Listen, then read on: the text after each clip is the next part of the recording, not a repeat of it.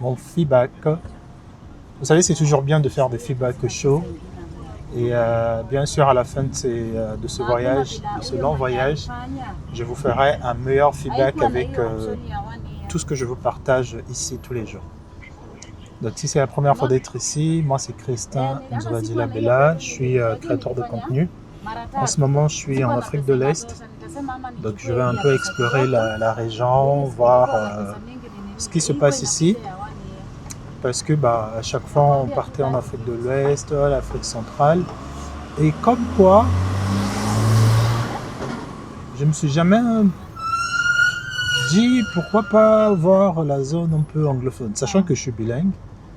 Donc voilà, je parle très bien anglais, j'ai vécu dans des pays anglophones pendant très longtemps. D'ailleurs, j'ai même eu du mal à décider si cette série de vlogs devrait être en anglais, pour permettre aussi à d'autres personnes qui regardent cette chaîne d'explorer, de voir les vidéos sur le Kenya. Donc aujourd'hui, on va parler de quoi? On va parler de, je veux dire, le mindset des Kenyans. Ce que j'ai beaucoup aimé ici d'ailleurs, c'est vraiment ce côté de... par exemple, moi, quand les gens me voient, ils pensent que je suis Kenyan. Ils me parlent en Swahili. Combien même de fois j'ai une dégaine un peu de touriste. Généralement, quand tu as... voilà, il y a une dégaine, on sait que tu es touriste. Ils savent que tu es touriste, mais des fois, ils te parlent toujours en Swahili.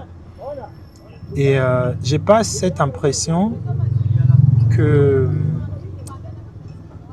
Je sais pas comment le dire, mais j'ai vraiment cette impression que l'intégration est facile dans ce pays.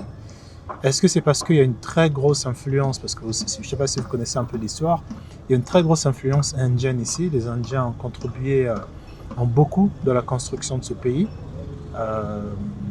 Par exemple, si tu vois la cuisine, la gastronomie, la cuisine kenyenne, il y a beaucoup d'influence indienne. Je vais vous faire des vidéos sur ça bientôt. Une chose qui va vous bluffer ici, c'est l'immobilier. Je l'ai déjà dit dans une vidéo, mais c'est vraiment, tu as des constructions de qualité de partout. Donc oui, pour revenir à ce que je disais, ici, tu as vraiment une grosse influence indienne. Tu as beaucoup de Somaliens. J'ai appris que les Somaliens, c'est vraiment eux qui ont, je ne dirais pas l'économie du pays, mais je ne dirais pas que ce sont les Libanais de la Côte d'Ivoire. Mais tu en as beaucoup ici, et ils font des grandes choses. Ils ont des réseaux de malades, et c'est incroyable. D'ailleurs, aujourd'hui, on va visiter un restaurant somalien. Moi, j'ai un ami à moi qui est un ami vraiment de longue date, avec qui on a fait nos 4 coups en Asie. On a exploré l'Asie ensemble depuis 2008. Et là, lui, s'était installé au Kenya, pendant que moi, j'étais installé en France. Donc, ça fait exactement 10 ans qu'il est au Kenya, et moi aussi ça fait 10 ans que je suis en France. Donc c'est cet ami là que je suis venu visiter. C'est lui qui me montre un peu tout. Il parle très bien Swahili, il a intégré, il connaît un peu tout le monde. Moi, ce que j'aimerais vraiment vous dire tout au long de ce voyage, c'est on s'est fait jouer. En tout cas, on nous a beaucoup vendu ce rêve. Tu vois, encore une fois, je dis pas que il faut quitter nos pays pour suivre là où c'est bien. Je vois trop les panafricains venir. Oui, mais il faut développer, c'est à nous de développer nos pays. Vous savez, moi, à chaque fois que j'entends ça, je me dis, alors c'est soit les gens ne voyagent pas du tout, c'est soit les gens ne connaissent pas les dynamiques de qui fait qu'un pays change. Et quand je parle de changement, je ne parle pas juste de tu ouvres un petit cybercafé. Ah, cette école Makini, c'est ici. D'accord. Voilà, c'est pas juste tu fais un petit cybercafé ou un restaurant ou voilà, tous les autres business que les gens de la diaspora lancent et tu dis c'est comme ça que tu vas changer. Non, en fait, tu changes rien du tout. Tu changes la vie de 3-4 Ivoiriens ou Camerounais, tu te remplis plein les poches parce que la valeur que tu crées, c'est plus toi que ça profite. Donc le pays ne change pas. Parce que si vraiment les business changeaient un pays, et je parle des petits business, parce que les gens qui sont sur YouTube, ils font des petits business. Ils ne font pas des grands business qui impactent vraiment. Bon, il y en a quelques qui le font, mais la majorité ne le font pas. Ça veut dire que ce fameux on va changer l'Afrique, c'est nous qui allons le changer. Non, moi aujourd'hui, si je suis un père et que je souhaite vivre sur le continent, regardez les écoles, comment ils sont. C'est-à-dire qu'on est dans un standing ici, c'est juste bluffant en fait. Tu as un standing, que ce soit les appartements, la ville qui est très bien aérée, tu as la verdure de partout. Non. Tu as la verdure de partout. Et c'est pas une verdure qui pousse partout comme si c'est désordonné. Non, c'est joli, c'est taillé, c'est propre, les sols, tu as des passages piétons. C'est des choses de base qu'on ne retrouve pas dans beaucoup de villes. Et je suis même pas dans un quartier pété de thunes. Je suis juste dans un quartier normal. Et donc oui, il y a des Somaliens, il y a des Soudanais aussi. Il y a beaucoup de Congolais. Vous savez, le Congo a une grosse histoire avec le Kenya.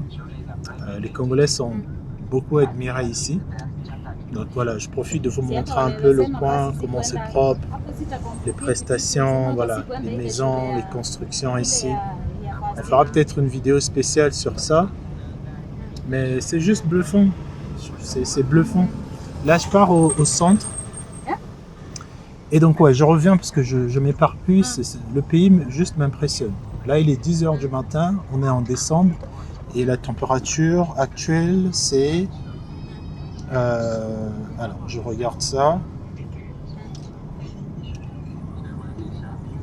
Alors, ils disent que c'est 20 degrés, mais j'ai l'impression que c'est un peu plus. Super soleil, il fait chaud. Mais après, c'est peut-être parce que c'est très bien aéré, c'est peut-être ça. Mais si tu te mets au soleil même, je pense que c'est un peu plus. Donc voilà, je suis encore distrait par les prestations des appartements ici. Juste un truc de fou. Ce type de standing-là, tu payes un bras. Tu payes un bras dans la majorité des capitales francophones. Et donc, pour revenir, je trouve qu'on s'est vraiment fait... blaguer. Je vais remonter mon micro ici. Je trouve qu'on s'est beaucoup fait blaguer avec la hype, la surenchère des capitales francophones. Je viens de demander un loyer décent en plein Cocody. On te sort des 900 000, des 700 000. On est quand même environ, voilà. On est à plus de $1000 quand même. Alors que je vous parie, si je fais une vidéo sur l'immobilier et que je vous montre les maisons ici, je sais que les gens, soit ils vont pas y croire, soit ils vont croire que je suis en train de dénigrer la Côte d'Ivoire ou le Bénin ou toutes les autres capitales que vous connaissez. Alors, je suis jamais allé au Bénin. Je peux pas comparer du tout le Bénin. Mais je peux parler de la Côte d'Ivoire et le Cameroun parce que je connais. Et du Congo aussi, et du Ghana, parce que je sais à peu près quelles sont les prestations que les gens payent. Et donc ici, tu es dans des commodités, mais tellement modernes, c'est impressionnant. Tu as des maisons qui sont spacieuses, les finitions. Et j'ai pas cette impression que les gens se rendent compte de la raison pour laquelle la majorité des expatriés habitent à Cocody ou habitent dans des grandes capitales africaines. Je l'ai déjà dit dans une vidéo, mais je le redis ici. C'est pas parce qu'ils ont le choix et veulent habiter là-bas. C'est parce que, en termes d'accessibilité avec les écoles pour ceux qui ont des familles, je suis juste distrait par la propriété et l'organisation de cette ville, donc je vous la montre en même temps.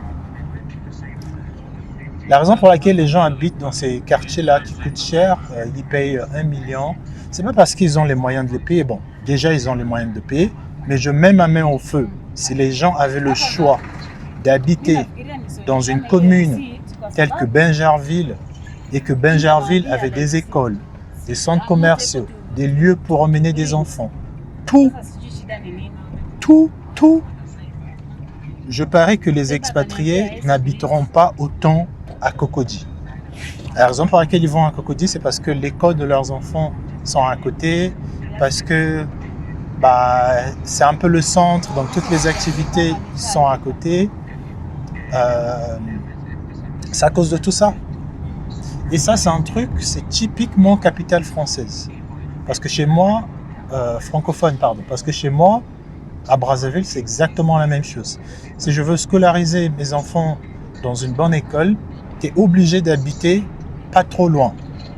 Parce que vous savez, nous, on a souvent ce réflexe de se dire que bon, si j'habite à 30 minutes de l'école de mes enfants, c'est trop loin, il faut que j'habite proche.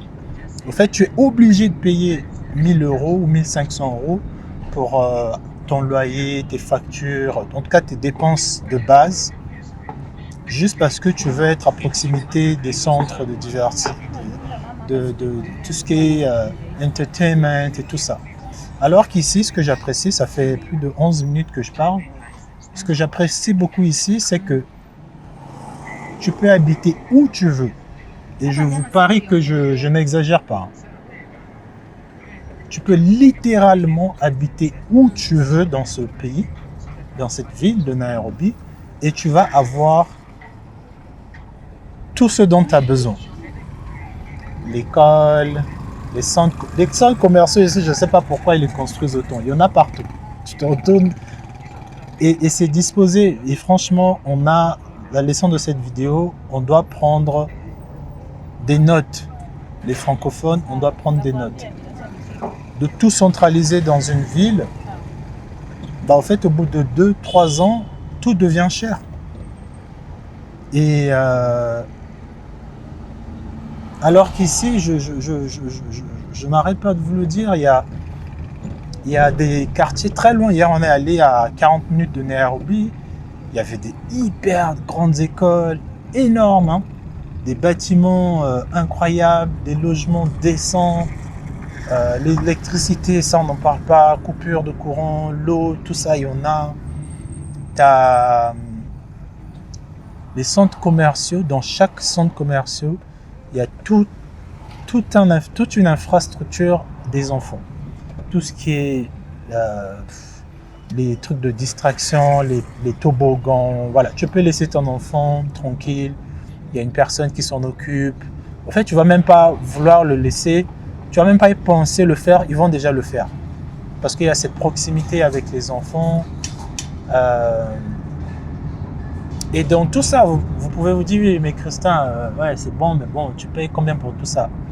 Et c'est ça qui est le plus bluffant parce que ce soit ici, que ce soit même en Éthiopie et même en Afrique du Sud. Bon, l'Afrique du Sud, vous allez me dire, oui, mais ils sont xénophobes et tout, c'est vrai. Et si tu vois les prestations immobilières en Afrique du Sud, vous n'êtes pas prêts. Vous n'êtes pas prêts. On va nous mettre 2-3 immeubles au Congo ou en Afrique de l'Ouest, on va être hypé. Et quand tu vois le niveau de propriété qu'il a dans certains de ces quartiers, je te dis, mais attends, on est au centre-ville, on n'est pas encore au centre-ville. C'est-à-dire que là, je vais au centre.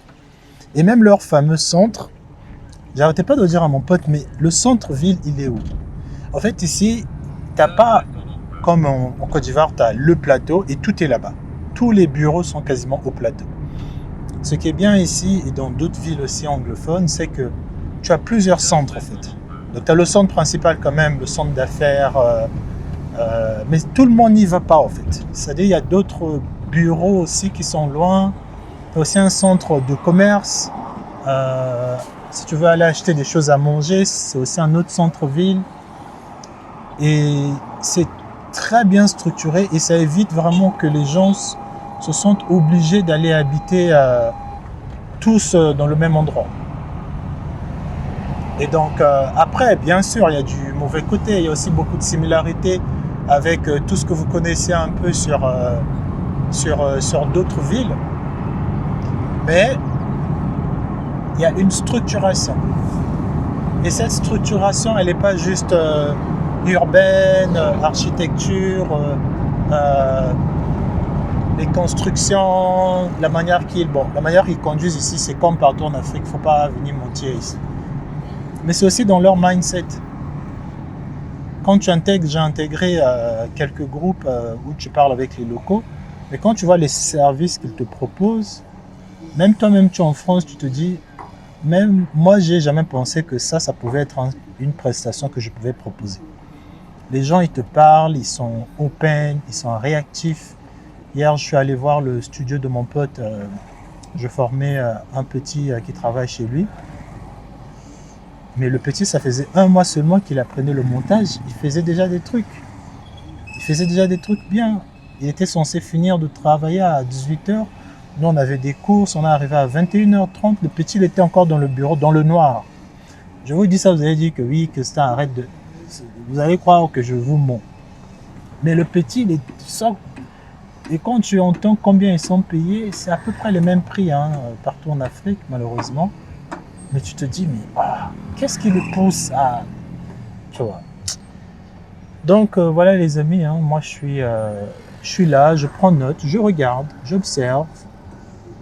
Je me mets avec les locaux, ils me disent ce qu'ils font. Et je vais terminer par ça. Je vais en faire peut-être une vidéo. La manière que ce pays fonctionne sur les paiements en ligne, c'est impressionnant. Impressionnant. Ici, déjà je vous parle des hôpitaux.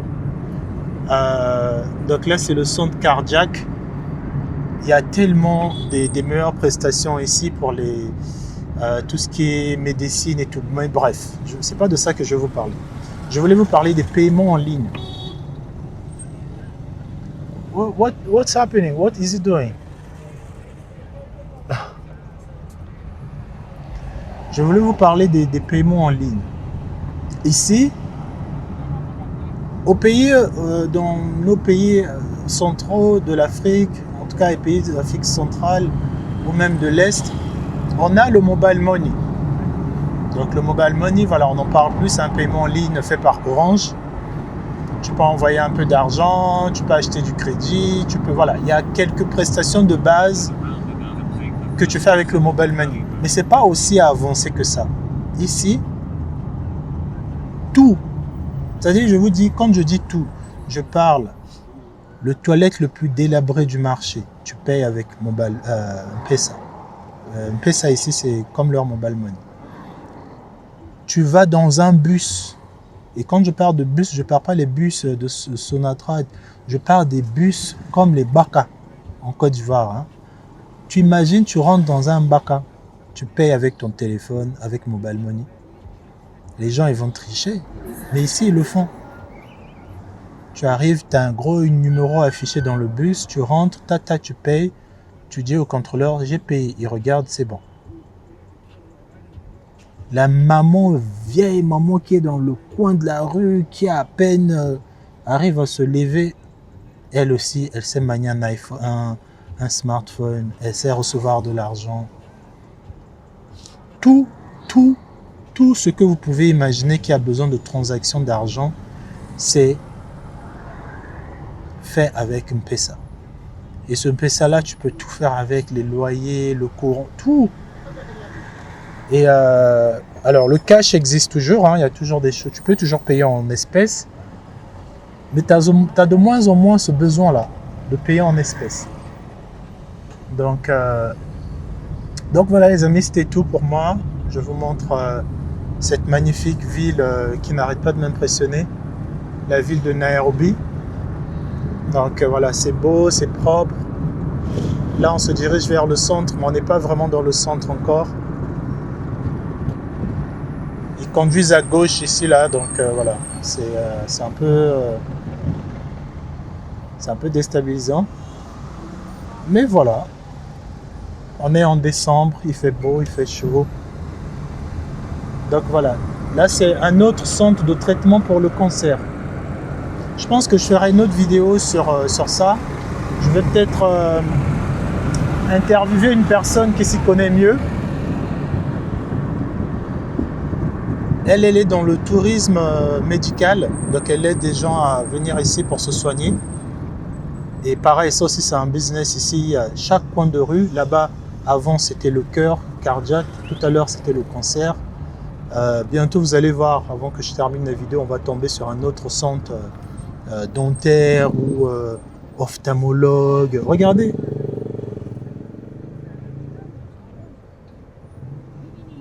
Dites-moi si vous entendez les klaxons.